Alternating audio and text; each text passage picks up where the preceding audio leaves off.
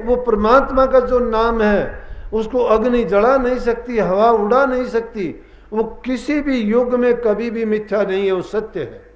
लेकिन उस सत्य को जान के भी उसकी जब कमाई नहीं करते हैं तो हम तो मिथ्या हो गए। अब कमी किसकी है? कमी उसकी है जो करता नहीं है, कमी उसकी है जो उस बताए हुए रास्ते पर चलता नहीं है, अपने जीवन को उसमें ढालता नहीं है। ये बातें कोरी कहने के लिए नहीं बल्कि जीवन में अपनाने के लिए हैं। जिसका खुद का जीवन अच्छा नहीं है, घरों में प्यार प्रेम शांति रखते नहीं हो, घरों में प्यार प्रेम, जिस घर में प्यार प्रेम शांति नहीं है उस घर में काल का बासा है, भूत बासा हो जाता है, उसमें दुर्बुद्धि हो जाती है, सब आपसी लड़ाई झगड़े हो जाएंगे, उस घर में टोटा आ जाएगा, एक दूसरे को मारने को दौड़ेंगे, घर में कोई अमन चैन और शांति नहीं रहेगी, छोटे बड़े की उस घर में लिहाज नहीं रहेगी। तो ऐसी जगह जब हो जाएगी तो यूं समझो कि उस घर में तो राक्षस रहते हैं। अगर देवताओं जैसा वास अपने घर में करना चाहते हो तो आपसी प्यार बढ़ाओ, बड़े छोटे की इज्जत कदर करो, सेवा करो, तुम्हारे मन को शांति मिलेगी। और शांत मन और खुश दिल जिसका होगा वही आदमी अपने काम में सफलता प्राप्त करेगा। अगर दुखी मन से तुम जहां कहीं भी जाओगे, अगर तुम्हें कोई प्यार से भी बोलेगा तो भी तुम उसके साथ अच्छे ढंग से बात नहीं कर पाओगे, क्योंकि जिस इंसान का दिल दुखी है तो वो बाहर कैसे अच्छा व्यवहार कर सकता है। तो जो घरों में हम जैसा करते हैं देखते हैं और जैसा उस घर में माहौल बना लेते हैं, बाहर समाज में जाके भी हम वैसा ही करते हैं।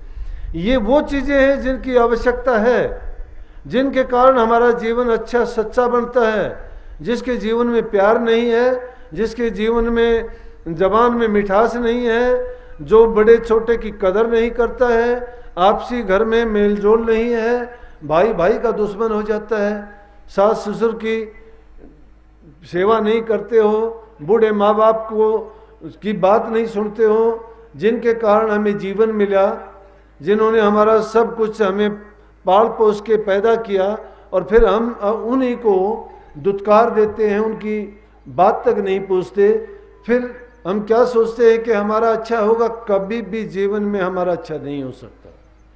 अगर भक्ति के मार्ग में कामयाबी हासिल करना चाहते हो, जीते जी ये देखना चाहते हो कि जो संतों ने बात हमें बताई वो सत्य है, अरे ये ऐसा आनंद है जिसके कारण बड़े बड़े राजे महाराजाओं ने राजकाज छोड़ दिया, सब सुखों को उन्होंने ठोकर मार दी, घर अपने पुत्रों और रानियों से भरा हुआ त्याग दिया, जंगल की राह ले ली, दुख कष्ट सहे। क्यों सहे?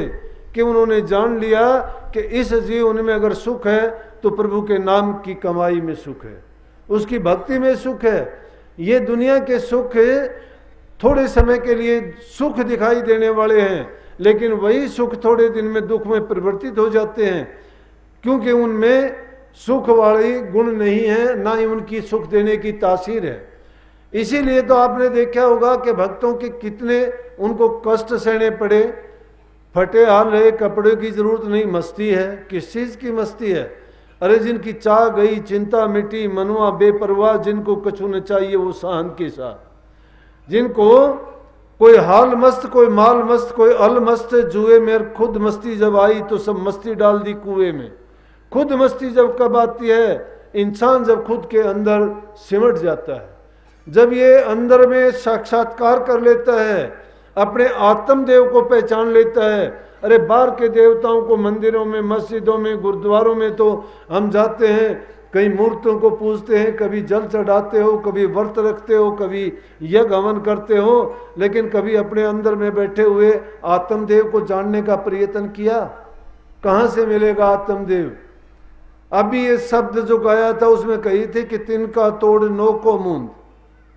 9 दरवाजों को जब तक नहीं मूंदते और जब तक 3 गुणों के पार नहीं जाओ, तिनका तोड़ने का मतलब 3 गुणों से ऊपर लग जाओ, और 9 का मोड़ का मतलब है 9 दरवाजों में जो हमारी सूरत का बहाव है, उस सूरत को उन दरवाजों से रोक के अंदर में जहाँ हमारी रूह बैठी हुई है उस पर सारे मन की वृत्तियों को सिमटाव करके उस पर कंसंट्रेट जब करेंगे, उस पर ध्यान की जब एकाग्रता हमारी आ जाएगी, और उसी ज्योति में अपने सब दोनों तरफ से बाएं और दाएं ओर की जो भी हमारी मन में उठने वाली तरंगे हैं, उस जगह पर उनको एकाग्र करके जो जो ऊपर की तरफ चलते जाएंगे, मन के भ्रम निकलते चले जाएंगे और ये दुनिया के बंधन ढीले पड़ते चले जाएंगे। वो सच्चाई का रास्ता है। उस रास्ते पर जब चल पड़ेंगे तो हमें नूरी गुरु मिलेगा, जो हमारी आंखों के पीछे रास्ता जाता है ऊपर तक, अधर मंजिल पर जहां हमारा नूरी गुरु बैठा हुआ है। वो बुला रहा है हमें, उसके दरवाजे बंद नहीं हैं, लेकिन हमने उसकी तरफ जब पीठ कर ली है, उसको कभी भूले से भी हम याद नहीं करते हैं, तो कभी भी हम उसके पास नहीं जा सकते। उसकी रुकावट नहीं है। जब सतगुरु ने हमें नाम का भेद दे दिया, रास्ता बता दिया, अब कमी किसकी है? जब गुरु भी सूक्ष्म रूप में, जब हमें अंतर में किसी प्रकार की परेशानी होगी या रुकावट आएगी, तो नूरी गुरु हमें लेके और ऊपर तक लेके जाएगा, हमारे निज धाम में, जहां से हमारी रूह बिछड़ के आई थी, उस मंजिल पर हमें पहुंचा देगा। परंतु उसके लिए जरूरत है कि जहां हमारा ये भटका हुआ है, हम इन संसार के पदार्थों को जिनको अपना और सत्य माने बैठे हैं, इनमें ना तो वो हमारापन है कुछ, ना ही हमें वो सुख दे सकते हैं और ना ही हमारे साथ जा सकते हैं। साथ जाने वाली चीज है हमारे नाम, जो हम कमाई करेंगे वो, या सतगुरु। सतगुरु से अगर हमने पीठ दे दी, उनको भूले से कभी याद नहीं करते हैं। सतगुरु के वचन को जब कभी भी तुम्हें ऐसी जरूरत पड़े तो आजमा के देखना कि कदम कदम पर सतगुरु हाजिर नाजिर होकर हमारे काम करते हैं। लेकिन हम क्या करते हैं कि जब दुख पड़ता है तो सतगुरु याद आता है, फिर सबको याद करते हैं। जब तक दुख नहीं आता तब तक ना हमें गुरु याद है ना नाम याद है। हम तो खुद ही खुद हो जाते हैं सब कुछ, कि जो कुछ होता है वो मैंने किया। क्योंकि मैं मेरी का जो दुनिया में रोग का फैलाव है, कि इंसान सोचता है ये चीजें मेरी हैं, उन पर मेर जमाई हुई है, या सोचता है कि जो मैं करता हूं मैं ही करता हूं। लेकिन जिसकी ओट लेनी, जब तुम सतगुरु के होगे तो हमने अपना कुछ रखा ही नहीं, तन नहीं अपना, मन नहीं अपना, धन नहीं अपना, सब कुछ गुरु का है। अरे जब गुरु का है तो हमें अधिकार क्या है कि कुछ कहने का? गुरु की मर्जी हमने कभी परखी नहीं, तो सूरत हमारे अंदर में कैसे चलेगी?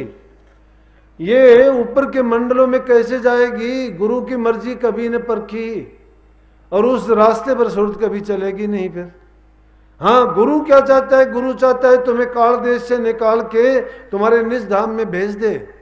वो कदम कदम पर साथ देने के लिए तैयार है।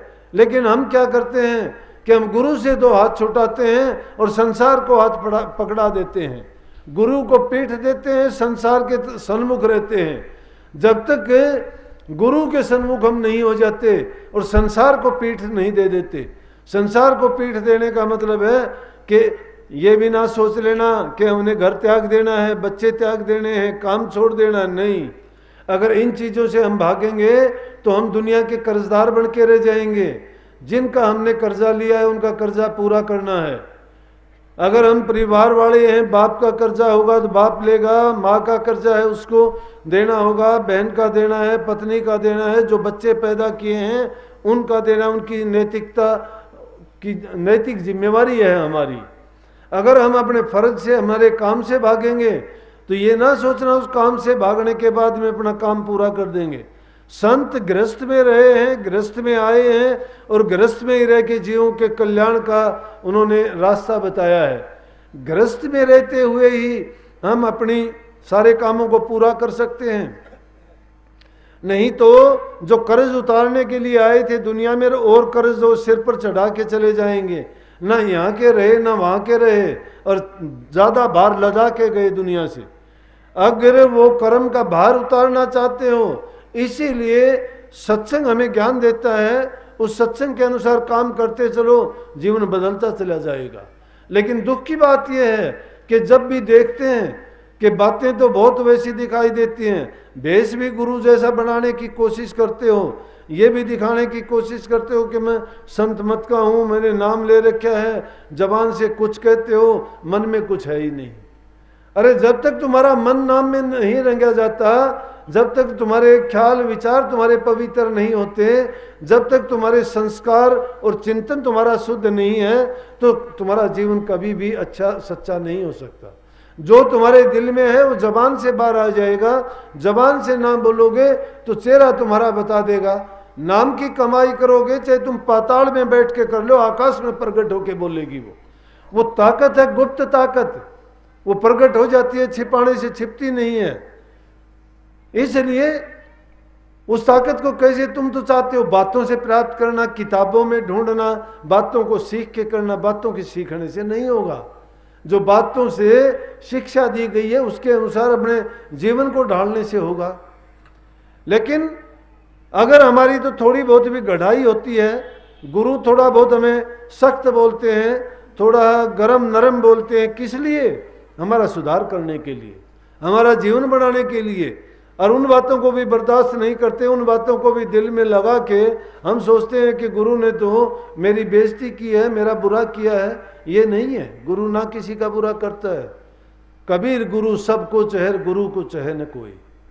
कबीर साहब कहते हैं गुरु तो सबको चाहता है, वो तो चाहता है सबका कल्याण हो जाए, लेकिन क्या कल्याण करवाते हैं क्या? ये दुनिया स्वार्थ की भूखी है। जब तक उनका स्वार्थ पूरा होता है, गुरु भी अच्छा लगता है, सत्संग भी अच्छा लगता है। दिखाई देंगे कुछ दिन, सत्संगों में आएंगे, बड़े यूं भी करते दिखाई देंगे कि भाई ये तो बहुत अच्छा सत्संगी है, दो चार इधर उधर की बात भी सीख लेंगे, बाणी भी बोलेंगे, लेकिन कुछ दिन के बाद में देखोगे वही दारू का अद्धा हाथ में मिलेगा, या बीड़ी पीते मिलेंगे। वो कहेंगे कि मैं तो पीऊंगा। वो फिर क्यों, किस लिए? कि गुरु को दिखाने के लिए कि देख ले मैंने फिर शुरू कर दिया। गुरु का क्या बिगड़ता है उसकी तरफ से? चाहे तू पूरा का पूरा ठेका खोल ले, तेरा अपना नुकसान है उसमें। ये नहीं सोचते, वो सोचते हैं कि मैं इससे कुछ ना कुछ गुरु से अपना बदला ले रहा हूं। बदला नहीं ले रहे, तुम अपना ही नुकसान कर रहे हो। अरे कुत्ता जो हड्डी को लेके बैठता है, ये संसार के पदार्थ तो हड्डी है। कैसी हड्डी? किसी कुत्ते को सूखी हड्डी मिल जाए, मांस मिलता नहीं है, सूखी हड्डी को लेके छिपके किसी झाड़ी में बैठ के खाना शुरू कर दे उसको, और मसूड़े फूट के उसका जो खून निकलेगा, जीभ से उस खून से उसको स्वाद आएगा, वो समझता है कि हड्डी में रस आ रहा है। हड्डी में रस नहीं है, सूखी है। दांत और मसूड़े उसके फूटे हैं, उन्हीं से खून आ रहा है, उसी का पान करके खुश होता है कि हड्डी से मजा आ रहा है। हड्डी से नहीं। इंसान भी अपने आप को खा के, अपने आप को उस हड्डी की तरह से चूस के सोचता है कि मुझे इसमें आनंद आता। आनंद नहीं है, उसकी बर्बादी है। इसलिए जो अच्छे रास्ते पर चलना चाहते हैं, बाधा नहीं बनो। मैं एक मेरी छोटी सी घटना बताऊंगा, याद आ जाती है कभी कभी कि बर्दाश्त करनी चाहिए। गुरु कभी बुरा नहीं करता।